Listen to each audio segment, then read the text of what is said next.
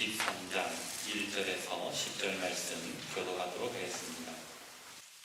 욥이 대답하여 이르되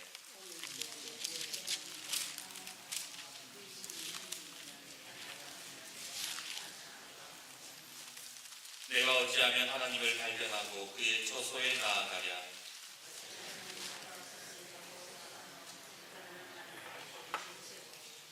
내게 대답하시는 말씀을 내가 알며 내게 이르시는 것을 내가 깨달으랴.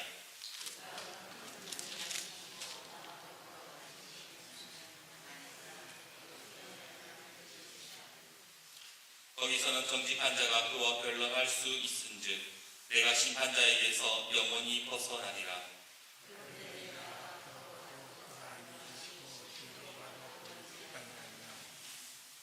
그가 왼쪽에서 일하시나 내가 만날 수 없고 그가 오른쪽으로 돌이키시나 배울 수 없구나.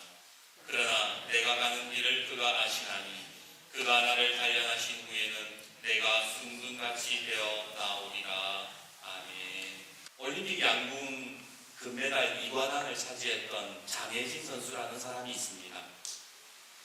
이 사람이 교회에서 이런 간증을 하는데, 이 장 선수는 브라질 올림픽이 열리기 4년 전에 런던 올림픽에는 참가할 수가 없었습니다. 왜냐하면 국가대표 선발전에서 떨어졌으니까요. 하지만 너무 아쉽게도 0.5점 차이로 탈락했기 때문에 너무 속상했던 거예요. 혼자 울고 있는데 때마침 라디오에서 이런 찬양이 흘러나오더랍니다. 나의 가는 길 오직 그가 아시나니 나를 단련하신 후에 내가 정금같이 나오리라. 오늘 우리가 읽었던 욥기 23장 10절 말씀의 찬양이 흘러나왔던 거예요.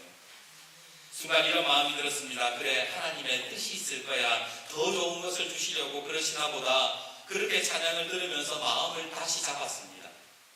그렇게 4년이 흘러 브라질 올림픽 국가대표 선발전을 치렀는데 어떻게 됐을까요? 실망스럽게도 이번에는 0.5점 차이가 아니라 아예 6등을 해버린 거예요. 국가대표가 되려면 1차, 2차 선발전에서 합계 3등 안에 들어야 되는데 1차전에서 그만 6등을 해버리고 났으니까 2차전에서는 웬만큼 잘해서는 이게 불가능한 거죠. 속이 상해서 아버지에게 전화를 걸어서 짜증을 냅니다. 아빠, 나 이제 교회 안 다니랍니다. 뭐 되는 것도 하나도 없고 하나님 안 믿으면 성질이라도 좀 낼 텐데 그렇게도 못하니까 넌 너무 힘들어요. 나 교회 안 나갈래요.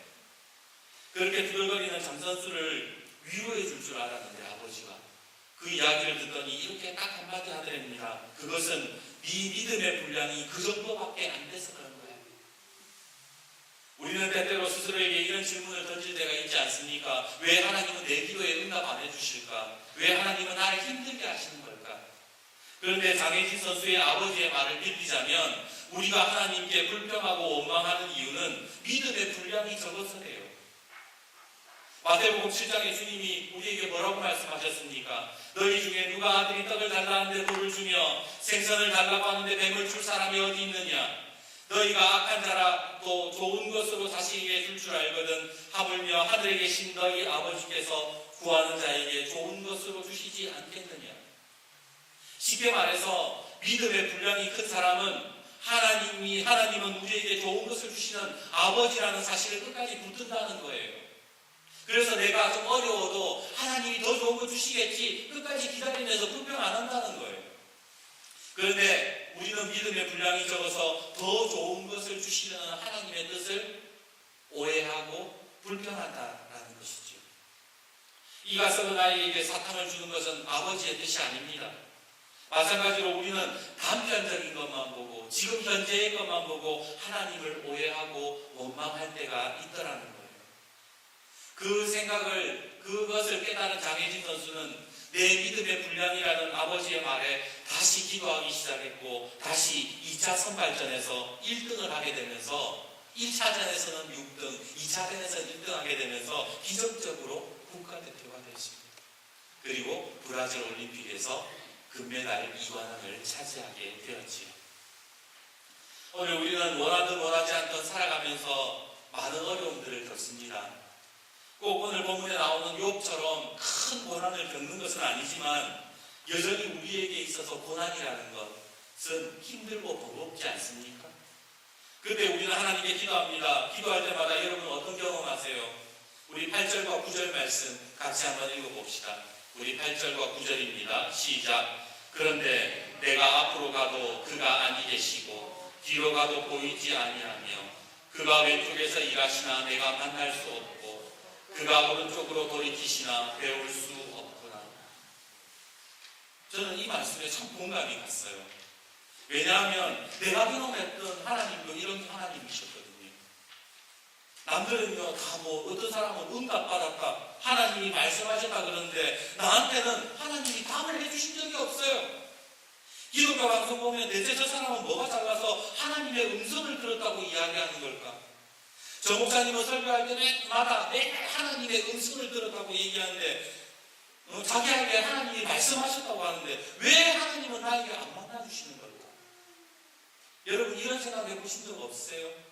오늘 욥도요 지금 이 8절과 9절 말씀 말고도 3절 말씀 보세요. 내가 어찌하면 하나님을 발견하고 그의 처소에 나아가랴.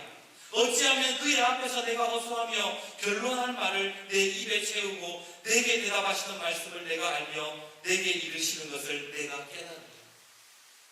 욥도 너무 답답했던 거예요. 아니 도대체 어떻게 해야 하나님이 나에게 말씀해 주실까? 성경을 한번 보세요. 믿음의 사람들은요 다 하나님의 음성을 듣고 살았습니다.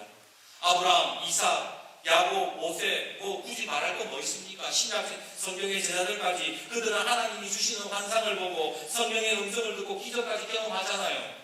그런데 왜 나에게는 아무 말씀도 안 해주시는 겁니까? 왜 나에게는 아무것도 안 보여주시는 거예요? 왜 하나님은 나를 안 만나주시냐 말입니다.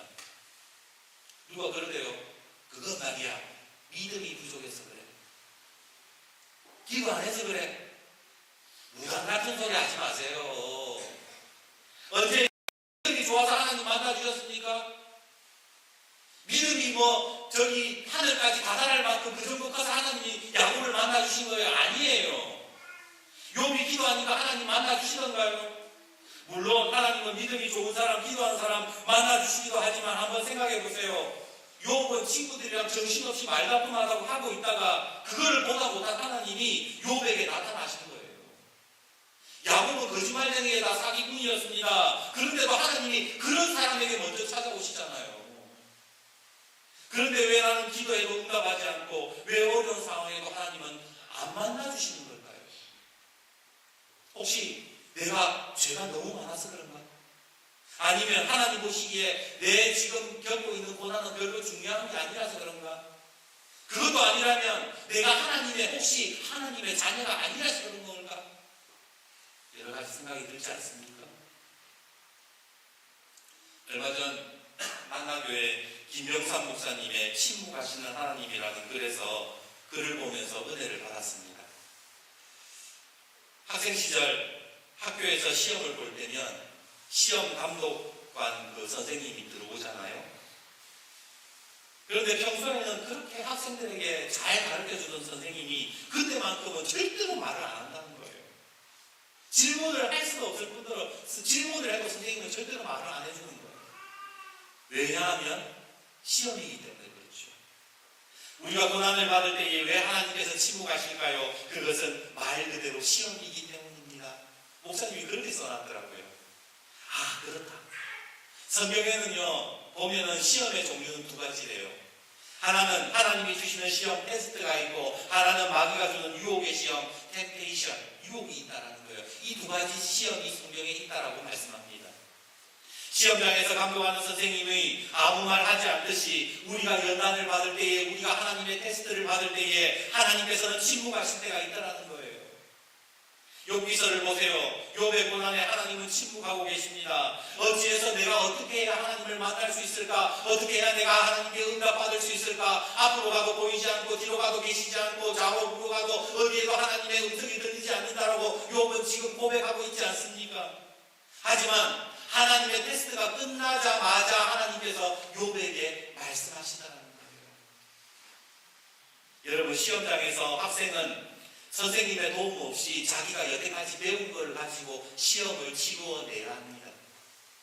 그렇다면 우리 그리스도인들이 시험을 당할 때에 우리가 사용해야 되는 것들이 있어요. 그 그게 뭔지 아세요? 바로 믿음. 찬송가 357장 믿음이 이기네 믿음이 이기네 주 예수를 믿으니 온 세상 이기네. 우리가 시험을 당할 때에 우리가 어려움을 당할 때에 우리가 지금 사용해야 되는 것들이 있대요. 그것이 바로 믿음이래요. 그리고 그 믿음을 사용해서 하나님의 테스트를 통과했을 때에 하나님께서 그때 우리를 만나주시고 우리에게 잘했다 칭찬해 주시고 우리 가운데에 놀라운 복으로 놀라운 기적으로 함께 하시다라는 겁니다. 야고보서 1장 12절은 우리에게 이렇게 말씀합니다. 시험을 참는 자가 복이 있나니 이런 시련을 견디어낸 자가 주께서 자기를 사랑하는 자들에게 약속하신 생명의 멸류관을 얻을 것이기 때문이라. 차라리 시험 받는 자가 복이 있다는 거예요. 이 시험에서 믿음으로 승리하고 믿음으로 이겨내는 사람들은 생명의 멸류관을 받는다라고 성경은 그렇게 우리에게 약속하고 계십니다.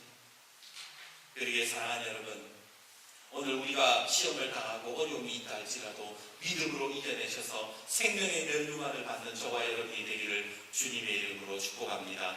아멘. 그러기에 오늘 이 코로나 시험도요, 우리가 잘 지원했으면 좋겠습니다. 이 어려운 시기에 경제적으로 무너진다 이야기하고 정권의 문제가 있고 뭐 여러 가지 말들이 많습니다. 하지만 우리 그리스도인들은 여기에 치우치고 저기에 치우치는 사람들이 아니라 믿음으로 승리해야 되는 거예요.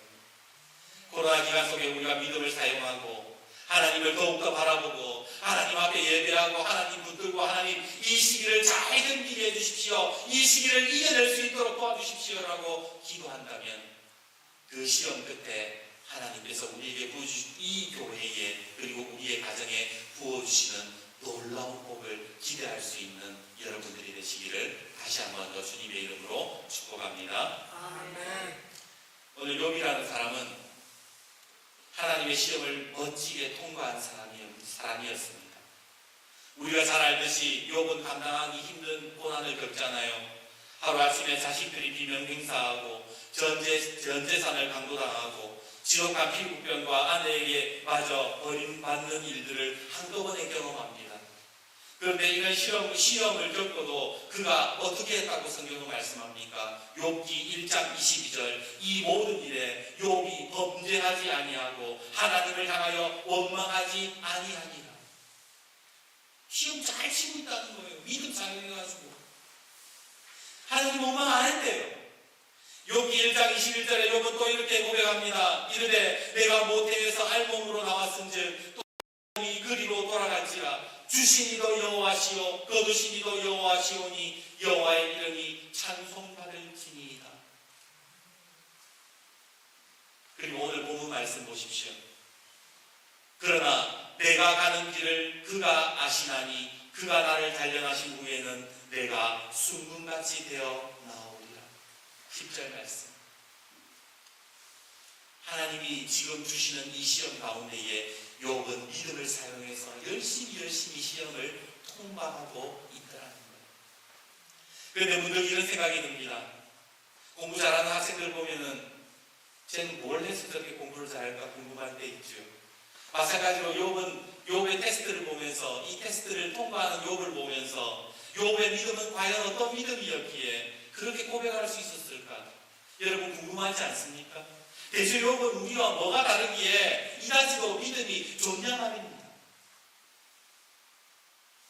과연 욥의 믿음은 어떤 믿음이었을까요? 우리나라 최초의 맹인 박사, 미국 정보 차관부까지 지낸 강영우 씨는 중학교 2학년 시절 축구공에 맞아 그만 눈에 실명을 하고 맙니다. 후천적으로 얻은 장애가 고통은 이로 말할 수 없었지만 그런 고난 가운데서도 미국으로 유학을 가서 박사학위를 받았지요. 한 번은 유학생 시절 어린 아들이 밥상에서 이렇게 기도를 하더랍니다. 우리 아빠 눈이 안 보여서 너무 불쌍합니다. 내가 빨리 의사 되어서 우리 아빠 눈 뜨게 해주세요. 어린 아들이 그렇게 기도하고 있더라고요. 참 마음이 아픈 기도니까 그냥 모른 척 넘어갈 수 있었지만 강영우 박사는 아들을 데려다 놓고 아들에게 이런 이야기를 합니다. 아들아, 네가 한 기도에 한 가지 칭찬과 한 가지 잘못된 것을 지적해 주고 싶다. 한 가지 칭찬은 아빠의 아픔으로 이사가 될 꿈을 꾸는 것은 잘한 거야. 그런데 네가 한 가지 잘못한 것은 앞을 보지 못하는 것은 불쌍한 것이 아니란다. 아빠는 맹인이라서 건강한 사람도 못하는 일을 한단다. 한번 볼래? 그러면서 불이 다 꺼진 캄캄한 방 안에서 아이에게 점자로 된 성경책을 아버지가 읽어주기 시작했던 겁니다. 이후에 아들이 커서 하버드 의대에 시험을 치르게 되는데 이 하버드 대학에서 이런 시험의 문제가 나와요. 당신의 인생을 바꾼 사건을 쓰시오. 이때 아들이 이때 아버지의 이야기를 쓰는 거예요. 우리 아버지는 맹인이었습니다.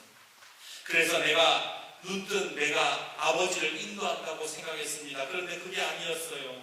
아버지가 어둠 속에서 읽어주는 성경, 그 어두컴컴한 곳에서 아버지가 한 손으로 점자를 읽어가면서 나에게 들려주신 그 하나님의 말씀으로 인해서 내 인생이 변화되었습니다.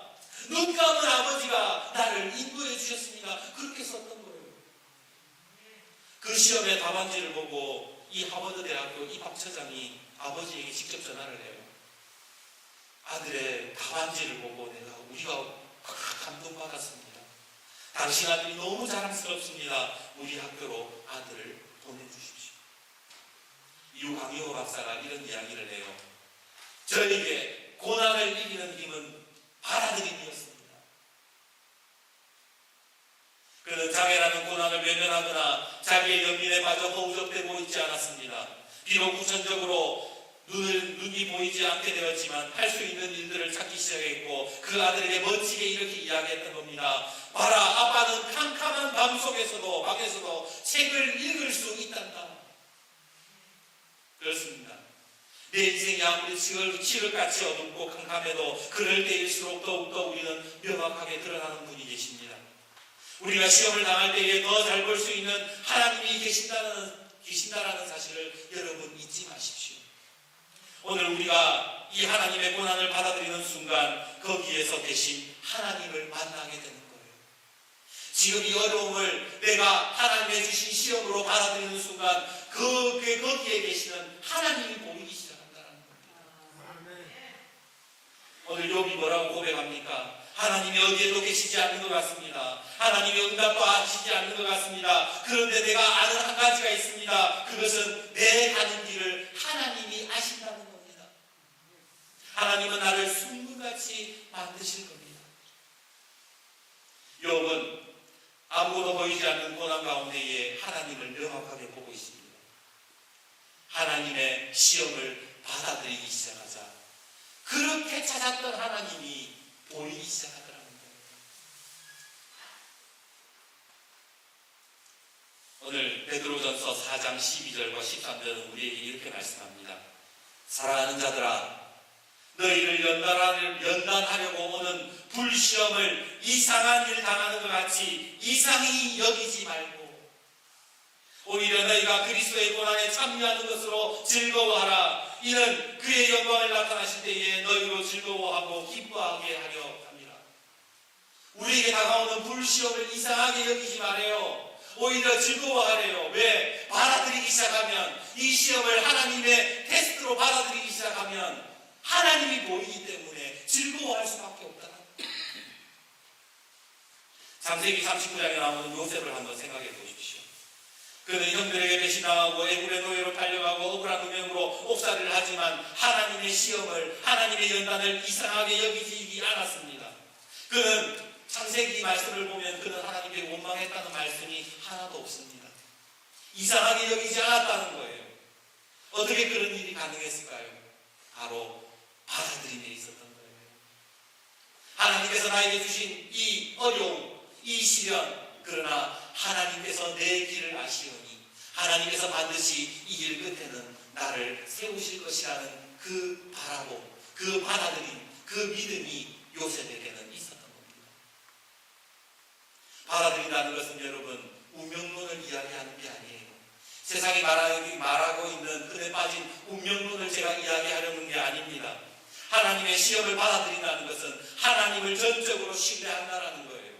하나님이 주셨기 때문에 하나님께서 해결해 주신다. 하나님께서 지금 이 시험을 주셨기 때문에 끝까지 나를 붙들고 계신다라는 하나님을 신뢰하는 믿음이 그 속에 깔려 있는 것이 바로 받아들임이라는 겁니다. 그래서 이렇게 고백할 수 있는 거예요. 그러나 지금 어디에도 계시지 않는 하나님이신 것 같지만 그러나 내가 가는 길을 그가 아시나니 그가 나를 단련하신 후에는 내가 순금같이 되어 나오리라. 자, 여러분 어떠세요? 여러분은 하나님의 선하심을 믿고 계십니까? 정말 하나님이 내가 가는 길을 알고 계시면 나를 순금같이 만들어 주실 것을 믿으십니까? 아멘. 그렇다면 지금 우리가 겪고 있는 이 모든 상황을 받아들임으로 받아야 할 줄 믿습니다. 아멘. 이제 말씀을 맺겠습니다. 지난주일 김기영 고사님 남편이신 우리 유석지우 성도님이 세례를 받으셨습니다. 참 특별한 세례식이었어요. 제가 여러 세례를 경험해봤지만 온 가족이 집에 모여서 아버지의 세례를 축하하고 기뻐했습니다.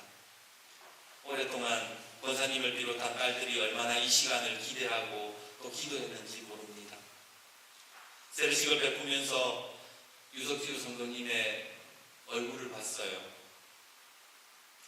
사실 뜬금없이 목사가 세례를 받으시라 그러니까 세례를 받으신다고 했는데 여전히 좀 어색하기도 하고 공감이 안 되시는 그런 표정이기도 하셨어요. 그런데 그 순종하시는 모습이 얼마나 귀하든지. 여러분, 신앙은 이해에서 출발하는 것이 아니라 하나님의 선하심을 받아들이는 데서 출발한다는 거 아십니까? 아멘. 우리가 이해되지 않는 하나님을 이해하는 데서 출발하는 게 아니에요. 이해되지 않아도 하나님을, 선하신 하나님을 받아들이는 데서 우리는 승리하게 되는 거예요. 세례도 마찬가지예요. 하나님을 믿는 것도 마찬가지예요. 하나님 잘 모르지만 내가 이제 예수 그리스도를 주로 시인합니다. 주로 고백합니다. 그렇게 받아들임으로 시작하는 거예요. 우리가 잘 아는 아브라함, 그는 이삭을 바치라는 하나님의 명령을 이해할 수 없었습니다. 그러나 그 상황을 받아들이기 시작했을 때에 그 길을 인도하시는 여호와 이레의 하나님을 만날 수 있었습니다. 아멘. 요셉은 이해되지 않는 인생의 밑바닥의 구렁텅이 속에서도 오히려 그 상황을 받아들이며 열심히 살아갔을 때에 총리 자리로 인도하시는 하나님을 경험할 수 있었고, 아람의 군대 장관 나아만은 요단강에서 7번 목욕하라는 어처구니 없는 요구를 들었지만 그 상황을 받아들임으로 그는 그의 길을 인도하시는 하나님, 그를 회복하시는 하나님을 그는 경험할 수 있었던 거예요. 신앙은 이해가 아니라 받아들임에서 시작된다니까요. 마찬가지로 우리 유석지우 성도님도 이해가 되지 않겠지만 받아들이셨기에 그분의 길도 하나님께서 인도하실 줄을 믿습니다. 아멘. 우리도 마찬가지예요. 우리는 고난 가운데 하나님께 늘 이해를 구합니다. 대체 나에게 왜 이런 어려움 주셨습니까? 왜 기도해도 들어주시지 않습니까? 그 고난의 이유와 하나님의 답변을 듣고 싶어 합니다. 그러나 성경은 우리에게 말씀하십니다. 하나님은 선하시다. 하나님을 신뢰하고 그분에게 길을 맡겨라. 오늘 욥을 의인이라고 하는 이유는 그가 착해서 의인이라고 이야기하는 것이 아닙니다. 그의 마음이 선해서 의인이라고 이야기하는 것이 아닙니다. 성경이 말씀하는 의인의 정의는 믿음으로 말미암아 사는 것이 의인이라고 말씀합니다. 그러기에 오늘 믿음 가운데에 이해보다 받아들임으로 주님 앞에 나아가시는 여러분이 되시기를 주님의 이름으로 축복합니다. 아멘. 받아들일 때에 우리의 길을 주님이 아시는 주님을 신뢰하고 오히려 기뻐해 보십시오. 하나님의 놀라운 인도하심을 경험하게 될 것입니다. 그러므로 오늘 우리의 삶에서 하나님의 선하심을 끝까지 믿으며 믿음의 받아들임으로 승리하시는 저와 여러분이 되시기를 주님의 이름으로 축복합니다. 아멘. 기도하겠습니다.